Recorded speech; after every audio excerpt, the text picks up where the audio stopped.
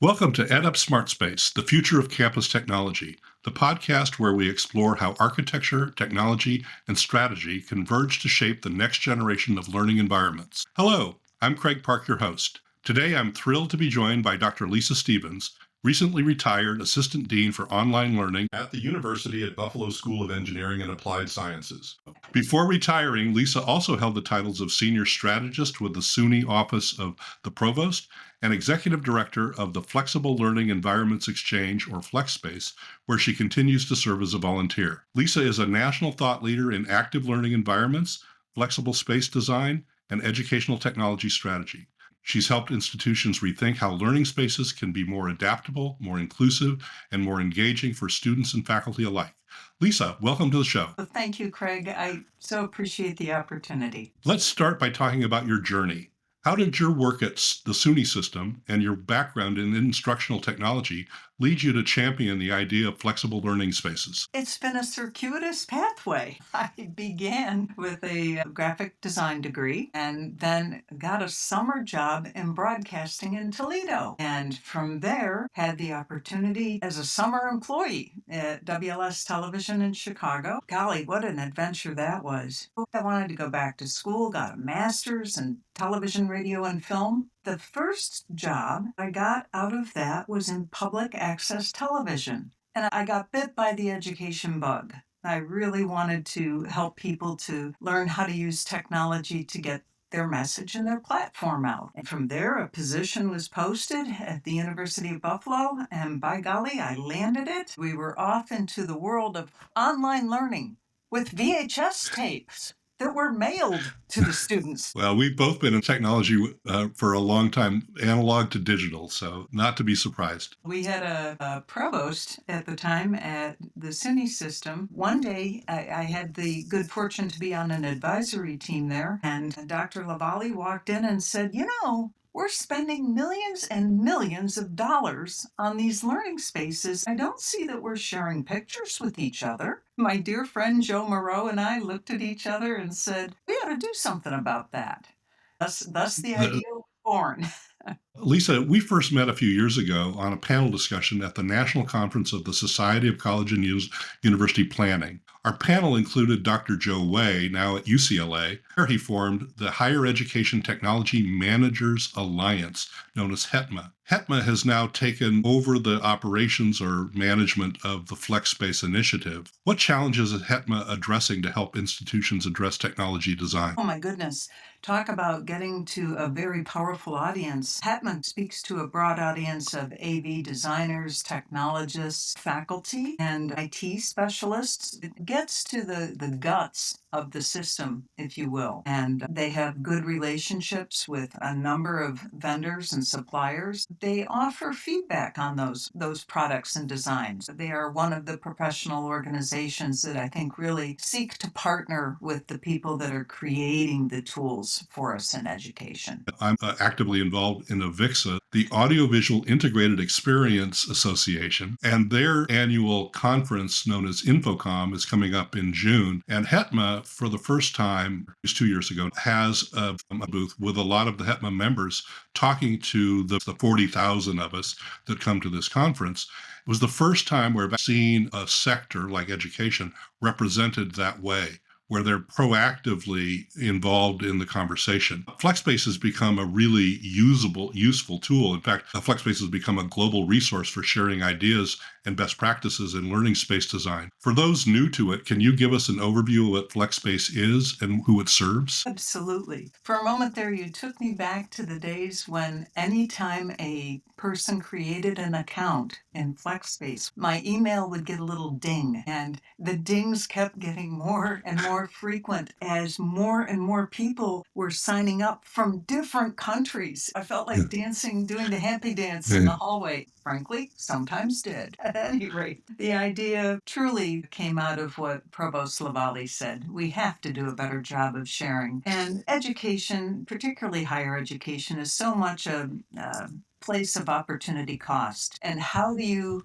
convince your faculty, your administration to invest in learning spaces? Well, it happens that FlexSpace came along just at the intersection of active learning. There was so much research going into how active learning really helps students retain information, and no big surprise that also results in retention of students at that campus or university, which is always a good thing. Absolutely. So I found that through studies by EDUCAUSE and the National Center for Academic Technology, that active learning spaces generally resulted in 20% improved grade point compared to a traditional didactic environment for that learning.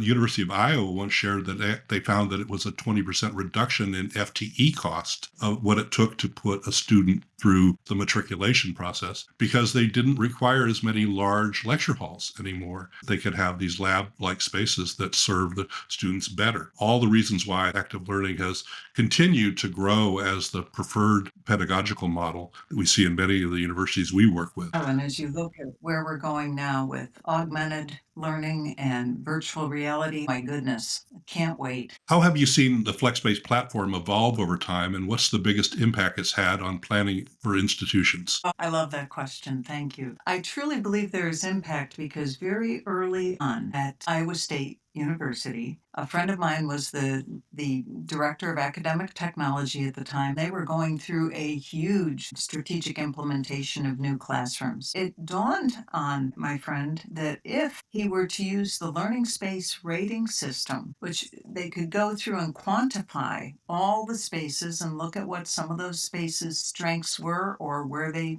may need some investment to get up to par, consider how he could get his faculty to look at examples of other spaces at other universities, particularly when you could break it down by discipline. That was the start of something really exciting. They kind of pilot tested what we have come to describe as the FLIP, the FlexSpace Integrated Planning Pathway. The FLIP. Yes.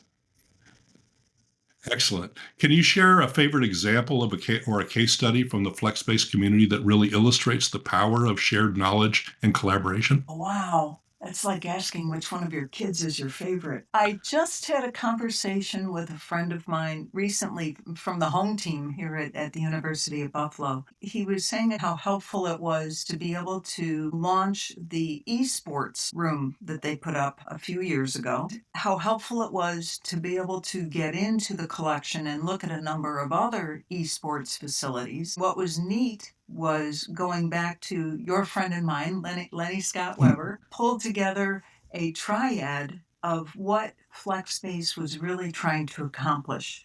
Think of the three overlaying circles in a Venn diagram. We had to find a way to get the AV and IT technologists talking with the architects, and then the faculty and administration being the third piece. Let's face it, we're all really hardworking, dedicated people, and nobody wants to come across as not understanding the other person's language and nomenclature. FlexSpace gave us pictures that Exactly. everybody can look at the pictures, and there is language that plays to each one of those key stakeholder groups. The thing I liked about FlexSpace is that it also includes beyond just some great imagery, the statistics about it, the square footage, the cost, the various systems that are included in that space, and the application for which school or department is using this room and how they're using it. I think that's really important in terms of finding use cases that are precedent when we're designing the next space. We draw from our own experience, but having the ability to draw from a larger worldwide audience within FlexSpace gives us a big toolkit to draw from. You mentioned before about the growth of active learning and blended learning models, the various kinds of online experience, or HyFlex as it's termed now for hybrid flexible. How do flexible physical environments support those pedagogies in practical ways? What do you hear from the faculty you work I think the faculty appreciate it when they can work in smaller groups. The classic active learning classroom meander to different tables and speak with students as they're sharing technology in their own small environment, either through monitors at tables or perhaps up on the wall with? near them. It's terrific when you have the opportunity to say to an entire class, Table 16 really came up with an interesting solution, and be able to display that up on the wall and be able to have people comment across the entire classroom. What role does technology like the AV systems, wireless infrastructure, and collaborative tools, those wireless tools that allow you to share that screen with other screens, play in enabling these flexible spaces to succeed? Before I became an assistant dean, we would all gang up on the IT people. And it's like, for goodness sake, how much security do we need? Why can't we just push this button and have something?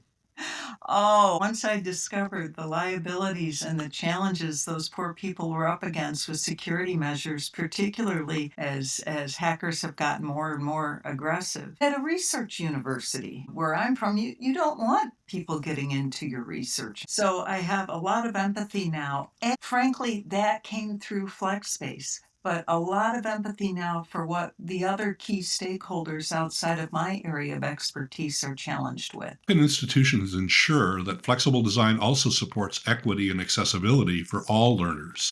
That's a good question. It's actually a lot out of my league. But that said, through recent conversations with people that are deploying the technologies, and if you had told me 20, 30 years ago, I think we're both members of the rock and roll era. I wear hearing aids. An awful lot of my friends wear hearing aids. And it's been my experience that it's not just boosting the volume, it's being able to discern what's being said. So the quality of those hearing assist devices is so important. And now these deployments are coming out with, you can personalize it where it taps right into your iPhone or whatever phone you use. The brightness of a display is so nice. These new LCD screens have a resolution that we could have only imagined when we were in school. And just the ability for high resolution cameras to be focused on either a chalkboard. There's certainly many professors that still prefer to do long formulas, out on a chalkboard. I get it. But now we have cameras that can take that and expand it. So people with some visual impairments can more readily take that information in.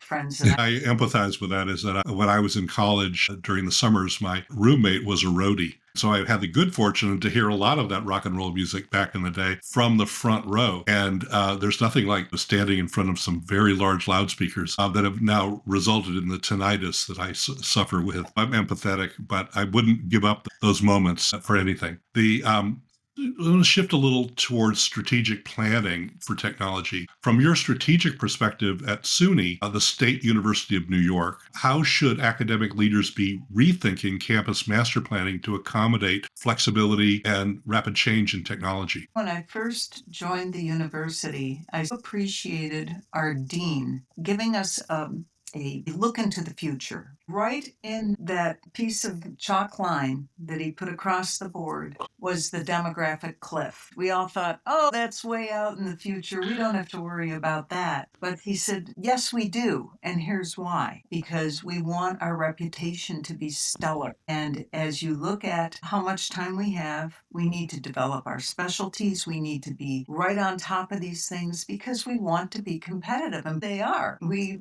just got rankings back and we've done very well. Our leadership has done very well with investment in technology to keep up with the teaching and learning pathways. The other thing going back to student retention, the biggest concern I hear from our leadership goes back to opportunity cost. Why should we invest in that at the cost of this? And going back and forth and having those conversations. And they are always going to listen to faculty. People outside of academe really don't understand the concept of shared governance. And it is a little different than anything else out there. The different disciplines require different types of technologies at their core. But it's pretty common when you look at what do the classrooms themselves need in order to be effective in making sure that we're maximizing the understanding of that content for our students. You mentioned speaking of strategy, the demographic cliff.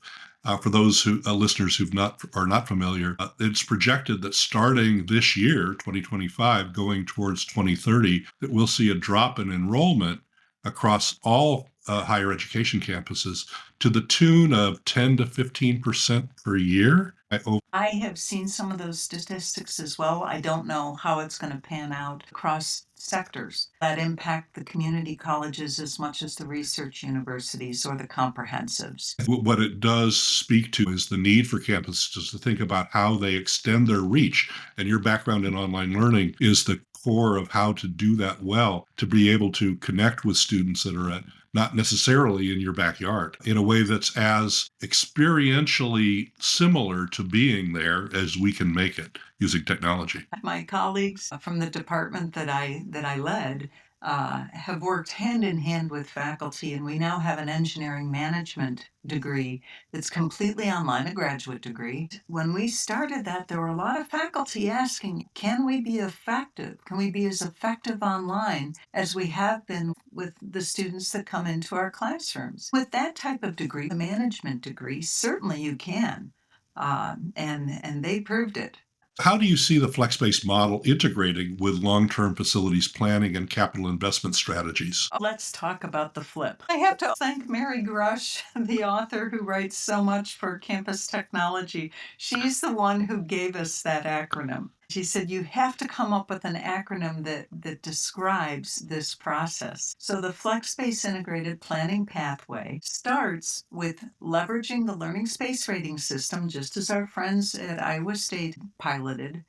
And now you've got some data. Because going back to that concept of shared governance, it's always difficult to get conversations started with faculty from all different disciplines when you have the English professor sitting next to the pharmacist and the engineer. And they're all focused. And of course, everybody is going to lobby for their school and their discipline. Of course, why wouldn't we? But when you start with that data, that says, here are the classrooms that are housed in a particular school. And then you bring in your registrar as a part of those conversations. You can see your own data trends, going back to what our dean said. Where are our points of pride, our specialties, our big attractors for enrollment? Let's make sure that we're responding to what those needs are. When you're starting with the data, it starts to level the playing field because faculty, in my experience, part of those conversations, unless they can bring their expertise to the table. But when you bring FlexSpace in, you say to the English professor, the engineer, the medical doctor, the pharmacist, you go into this collection and see what you can find, within your own area of expertise. Why it's important, what FlexSpace offers is this very cool collaboration board. You can keep that private amongst your group, or you can expand it and make it public. What we found from the earliest days of the flip is that the language professor who probably somewhere in the back of his or her heart is saying, well, the business school and the engineering school and the med school, they're the ones that always make out. They're not going to take care of the humanities. All of a sudden, it's a level playing field where the physician is saying to the humanities professor, how do you do that with your students? I want to do that with mine. It really comes back to the pedagogy, and there's excitement in the room, and it becomes about the learning and the teaching and the space. It's very exciting to see. I've witnessed that myself, and I agree with you. I think you once described the FlexSpace platform as the Pinterest board for education planning. I think using that collection of really great images of what you aspire to is a good one. What advice would you give to institutions just starting out to explore flexible design, but unsure of where to begin? Flexible design in terms of making rooms more active learning friendly? There's an awful lot of people don't want to jump in and have conversations with vendors or the people who create the tools and the furniture. I have found that as long as I can come back and say we're going in this direction, I'm sorry we can't take advantage of your product or your device at the moment, but I really appreciate everything that I learned from you along the way. When approached in that manner, typically salespeople don't don't mind. They understand that it's a competitive environment. It's bringing the people in that are aware of, particularly your AV people. We all go to conferences. We see what furniture manufacturers are bringing to the table. We see what kinds of devices are useful for lecture capture. We have a pretty good handle on that. I think talking to your AV people as a starting point, it's a pretty good investment of time. Excellent. So, looking ahead, what emerging trends or technologies are you most excited about when it comes to the future of flexible learning environments? I can't wait to see what's going to happen with immersive environments. Every student is going to have a set of goggles for VR or AR,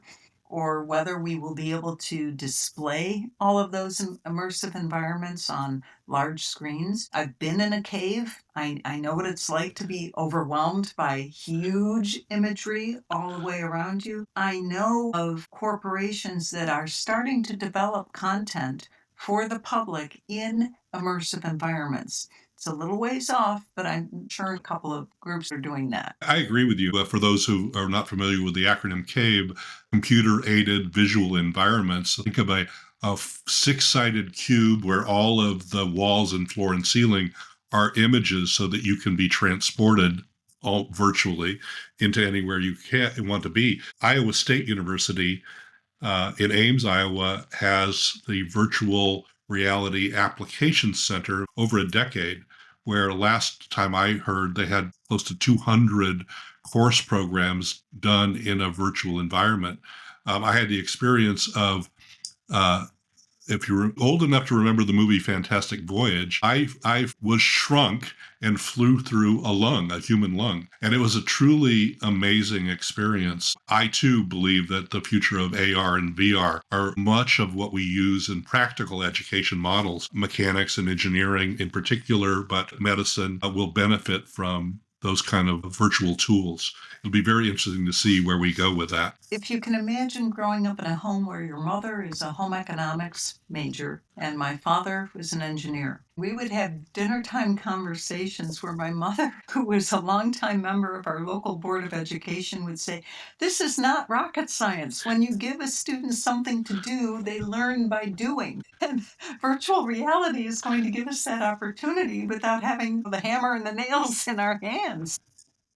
Absolutely. It's interesting. And learn by doing is the motto of Cal Poly San Luis Obispo, where I went to school to get a degree in architecture. So I believe in that wholeheartedly. Is there anything you think higher ed isn't talking enough about when it comes to learning space design?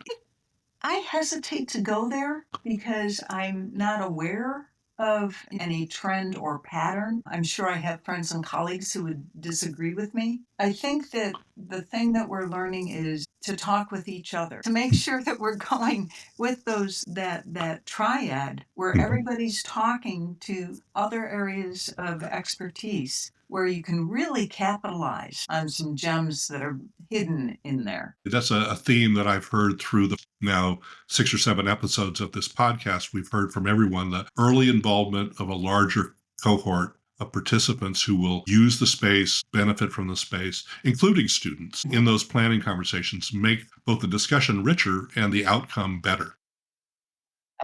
So I always close with a future forward question. What comes after what comes next? What do you see if you put on your science fiction hat, what a classroom might look like in 10 or 15 years? I have a transition answer that ties together the previous question about what conversations aren't we having, and it goes to maintenance, making sure that there's dedicated funding to maintain the elements of a classroom that you have and upgrading as necessary, driven by the pedagogy. When I think about the excitement we share for immersive environments with what's next, that's going to be a big investment.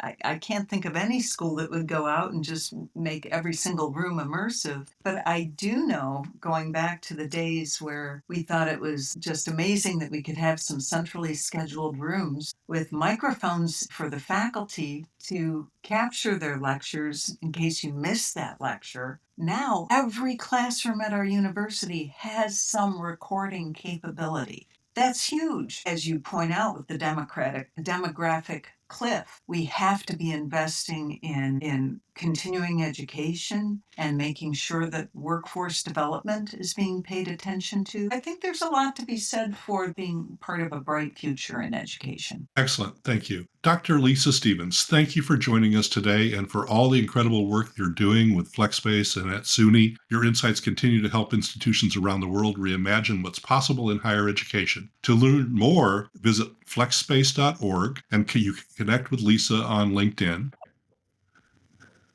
Thank you so much, Craig. So appreciate the opportunity to talk about Hetma's FlexSpace. Thank you for listening. Please follow us on your favorite podcast channels and share our conversations with your friends and colleagues. And as always, thanks to the EdUp Experience Network for their support. You can learn more at edupexperience.com. Until next time, let's keep building smart spaces together.